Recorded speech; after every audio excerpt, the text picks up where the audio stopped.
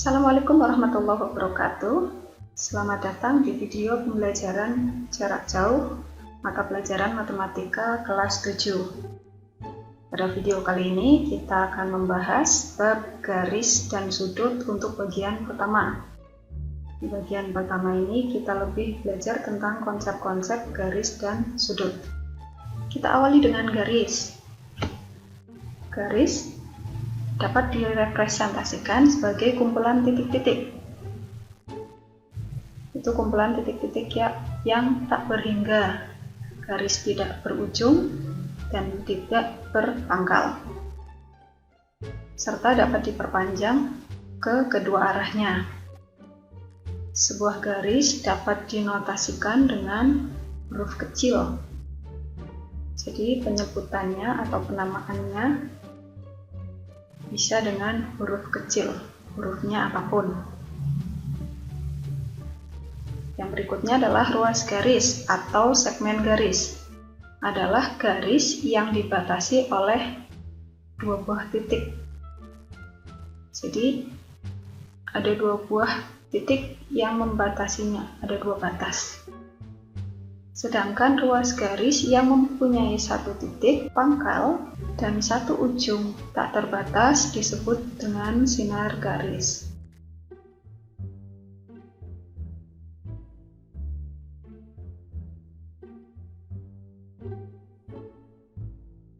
Selanjutnya adalah tentang kedudukan dua garis.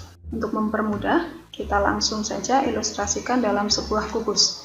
Perhatikan kubus ABCD EFGH berikut ini. Hubungan dua garis yang pertama adalah sejajar. Nah, garis sejajar adalah dua garis atau lebih yang berada pada bidang yang sama dan tidak berpotongan satu sama lain. Garis yang saling sejajar dapat dinotasikan dengan simbol garis miring dua kali. Perhatikan di gambar ini. Sejajar, kata kuncinya atau cara mudahnya lihat saja yang arahnya sama. Misal ini yang horizontal terlebih dahulu. Kita cari semua garis yang horizontal. Di sini ada AB yang arahnya sama dengan AB. Ambil dulu, ada BC atau CD, ada EF dan ada HG. Di AB sejajar DC, sejajar EF, sejajar HG.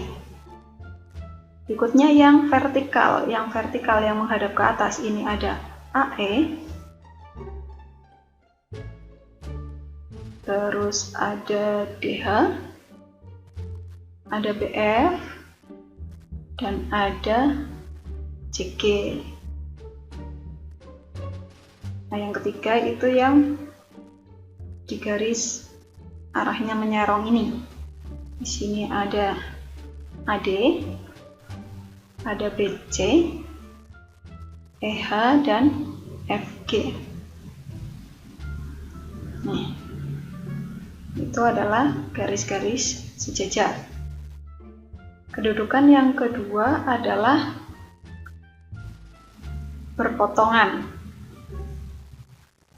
Dua garis dikatakan saling berpotongan apabila kedua garis tersebut terletak pada satu bidang datar dan berpotongan di salah satu titiknya. Di sini dimisalkan diambil contoh, tentukan garis yang berpotongan dengan AB. Caranya adalah kita tandai. Yang pertama adalah ujung-ujungnya. Garis AB itu kan ada ujung A dan ujung B. Nah, kita tandai ujung-ujungnya. Yang selanjutnya dilakukan adalah tarik semua garis dari titik A. Kemudian tarik semua garis dari titik B. Maka diperoleh garis AD, yang ini dari A ke D, terus garis A, E, dari A sudah selesai, cuma AD dan AE dan garis AB itu sendiri. Berarti kita lanjutkan dari titik B. Di sini ada garis BC dan garis BF. Jadi seperti itu kalau untuk garis-garis yang berpotongan. Kedudukan berikutnya adalah berimpit. Garis saling berimpit apabila terletak pada satu garis lurus, sehingga akan terlihat saling menutupi satu sama lain. Jadi, tidak akan terlihat terdapat dua garis, atau tiga garis mungkin yang saling berimpit. Kelihatannya itu cuma satu garis lurus saja. Dua garis yang berimpit memiliki lebih dari satu titik potong. Kedudukan berikutnya adalah bersilangan. Dua garis bersilangan apabila garis-garis tersebut tidak terletak pada satu bidang datar dan tidak akan berpotongan walaupun diperpanjang. Jadi tidak terletak di bidang yang sama. Misalkan satunya di bawah, maka satunya bisa di atas, bisa di belakang, di depan, dan sebagainya dengan syarat tidak berpotongan juga. Tidak sejajar, tidak juga berpotongan. Di sini contohnya. Tentukan garis yang bersilangan dengan garis BF. Kita tandai terlebih dahulu garis BF-nya. Ini garis BF ini yang di depan, yang vertikal. Tidak sejajar, berarti yang sejajar dengan BF kita eliminasi dulu, kita silang. Ini CG kan sejajar. Berarti dihapus. AE sejajar juga, ini tidak bersilangan, berarti tidak sejajar, sudah selesai. Yang kedua adalah tidak berpotongan. Berarti yang ketemu di F dan ketemu di B kita hapus juga. Yang ketemu di B ini ada BC, berarti tidak masuk kategori. AB karena ketemu di B, berarti kita coret juga. Yang B sudah, sekarang di titik F. Yang ketemu di titik F ini ada garis FG dan garis FE atau EF. Kita hapus. Sudah, yang sejajar sudah kita eliminasi, yang berpotongan juga sudah tereliminasi. Nah, yang masih bersih inilah yang disebut dengan garis-garis yang bersilangan dengan garis BF. Jadi kata kuncinya adalah tidak sejajar, berarti arahnya tidak sama, dan tidak berpotongan. Tidak berpotongan berarti tidak bertemu di satu titik. Sehingga yang tersisa adalah garis AD, kemudian garis DC, garis EH, dan garis GH atau garis HG. Ini tentang kedudukan dua buah garis. Bahasan berikutnya adalah tentang sudut.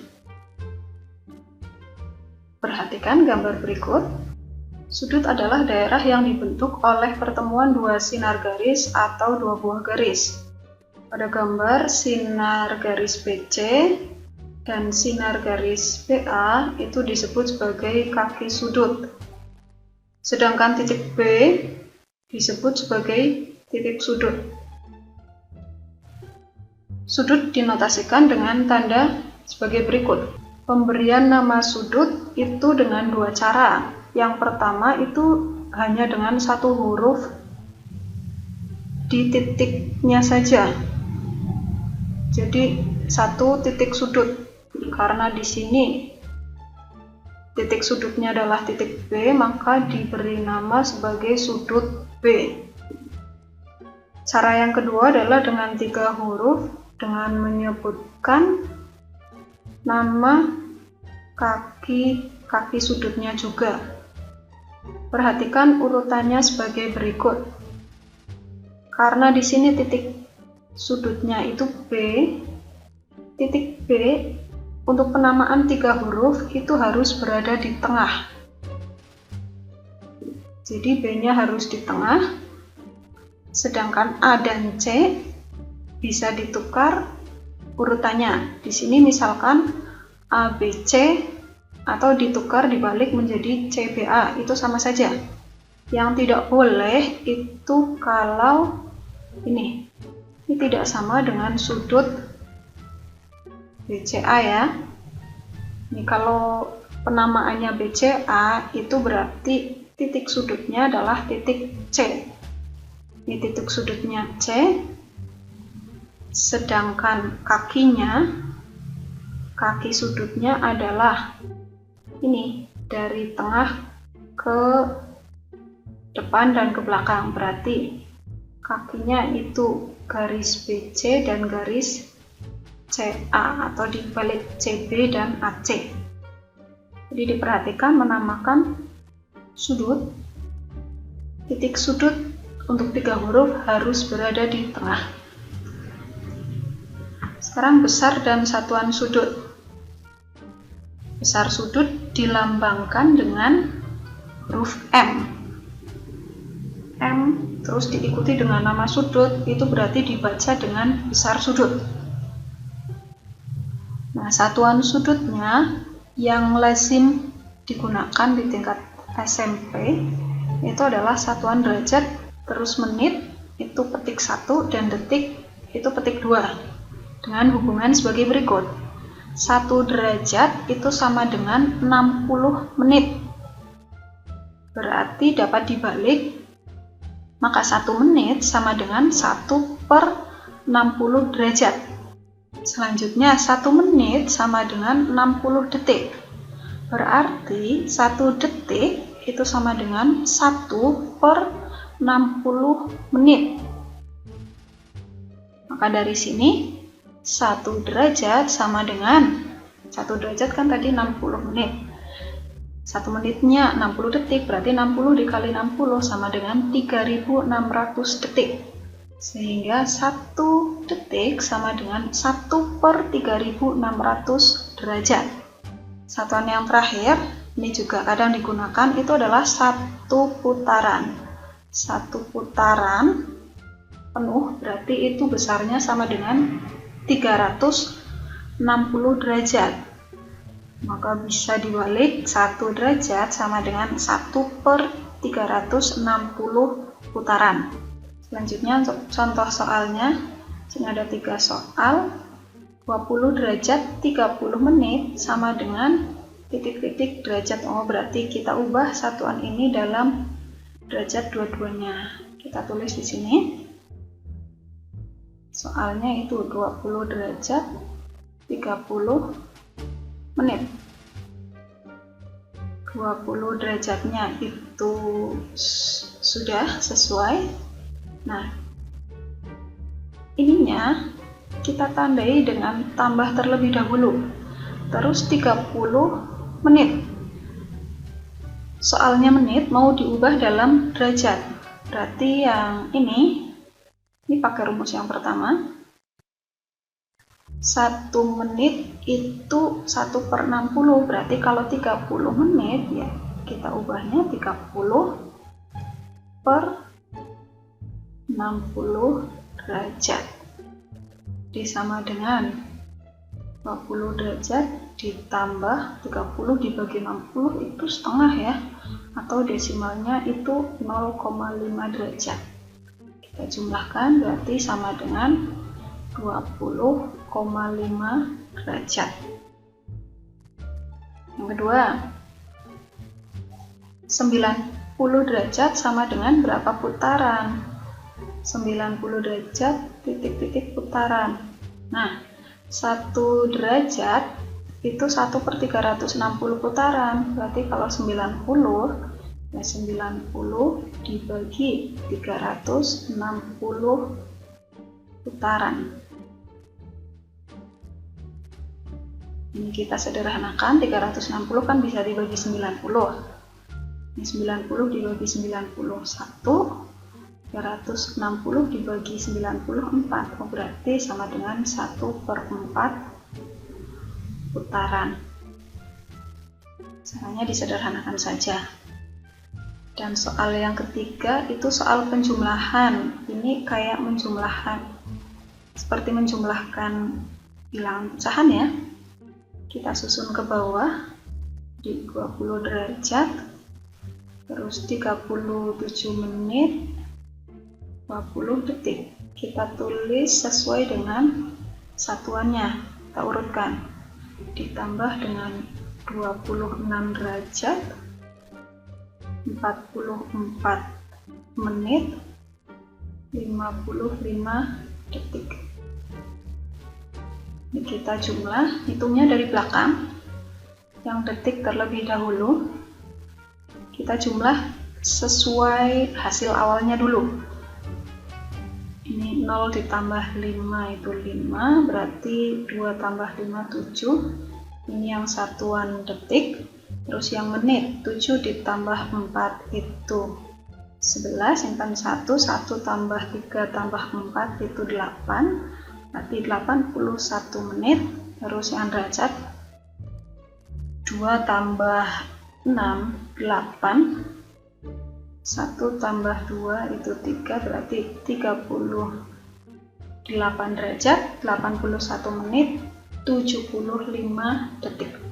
Tapi ini untuk hitungan menit, detik tidak lazim kalau angkanya seperti ini. Kita ubah dengan batasan yang ini. Kalau sudah ada 60 menit, kita ubah menjadi 1 derajat. Kalau sudah ada 60 detik, kita ubah menjadi 1 menit. Nah, di sini kan berarti ada 60 menit pertama,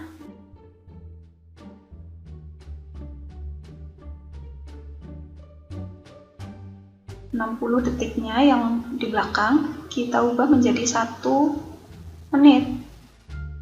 Ini sudah diambil 60 detik, berarti tinggal 75 dikurangi 60 sama dengan 15 detik. Terus ini ditambah 1 menjadi 82 menit. Nah, 82 menitnya ini kan lebih dari 60. Yang 60 masuk ke derajat. Ini diambil 60, berarti tinggal 22 menit. 60 menitnya kemana? 60 menitnya ini untuk menambah menjadi 1 derajat.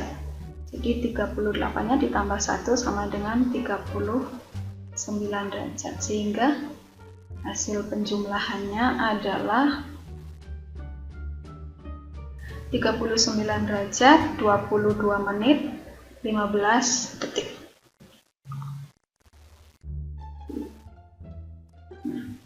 Yang berikutnya adalah jenis-jenis sudut. Perhatikan di sini ada 4 buah jenis sudut. Nanti ada tambahan 1 lagi.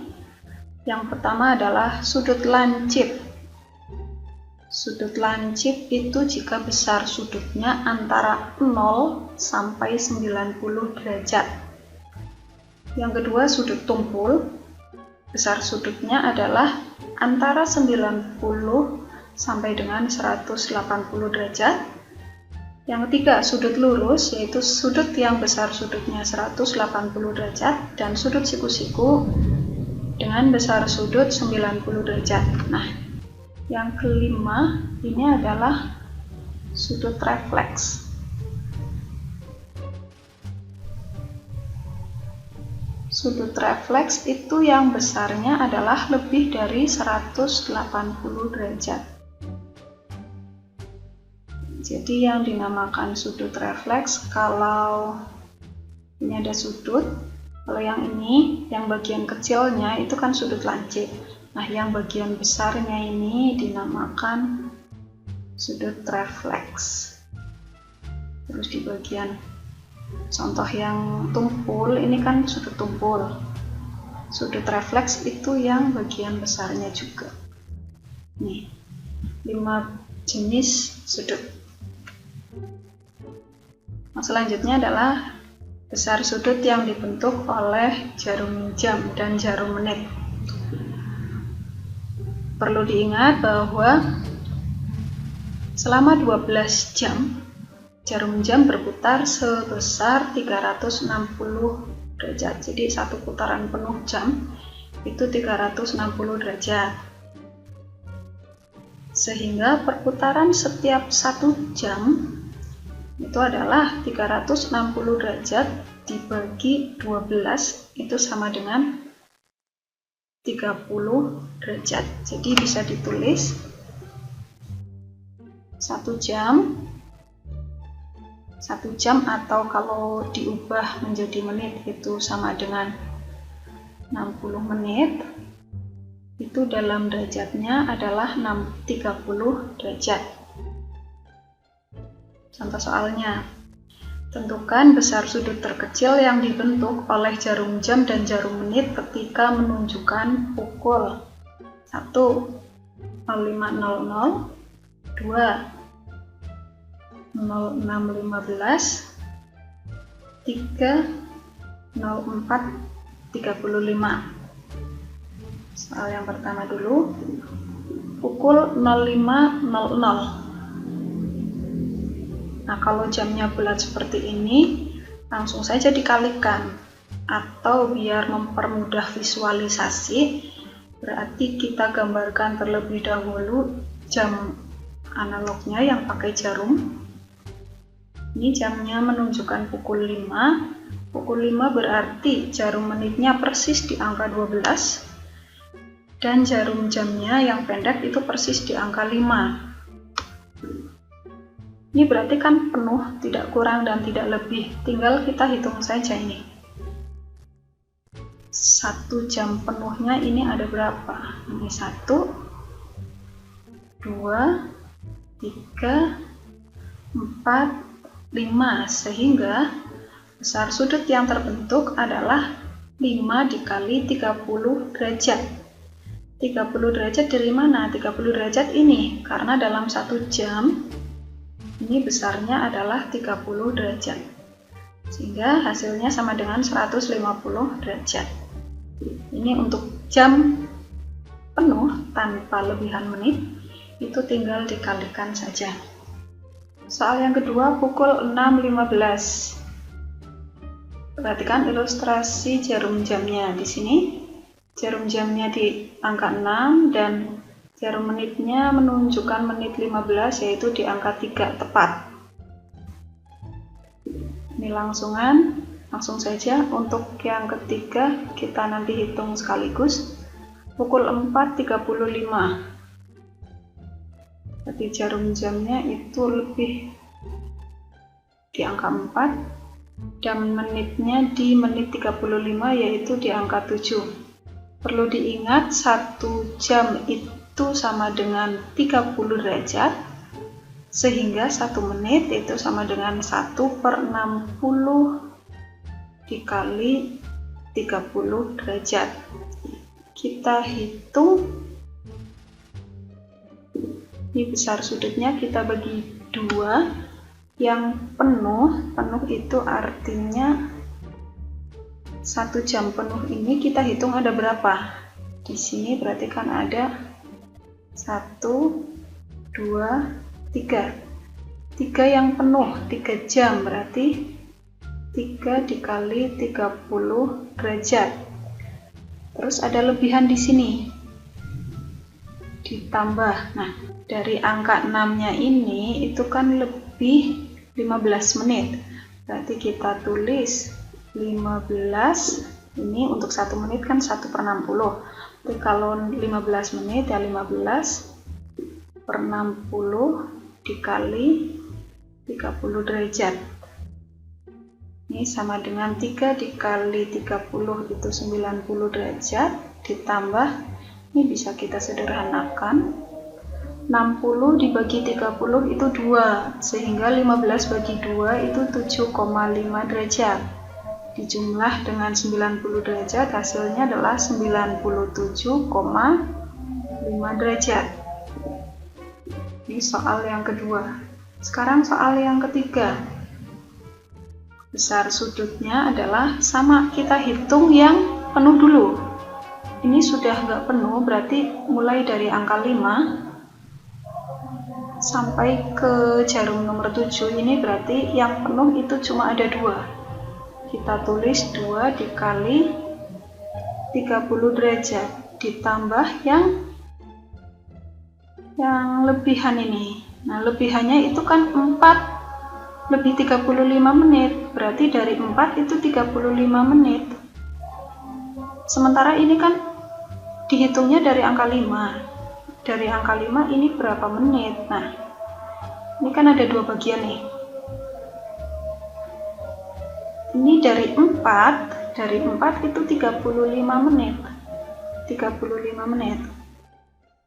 Total segini kan 60 menit, sehingga lebihannya untuk menjadi 60 menit itu kan 60 dikurangi 35 itu sama dengan 25 menit. 25 menit itu yang ini, karena dihitungnya itu ke angka 5 bukan ke angka 4. Beda dengan soal yang nomor 2 tadi. Kalau nomor 2 itu lebihan setelah angka 6, kalau yang ini lebihan sebelum angka 5.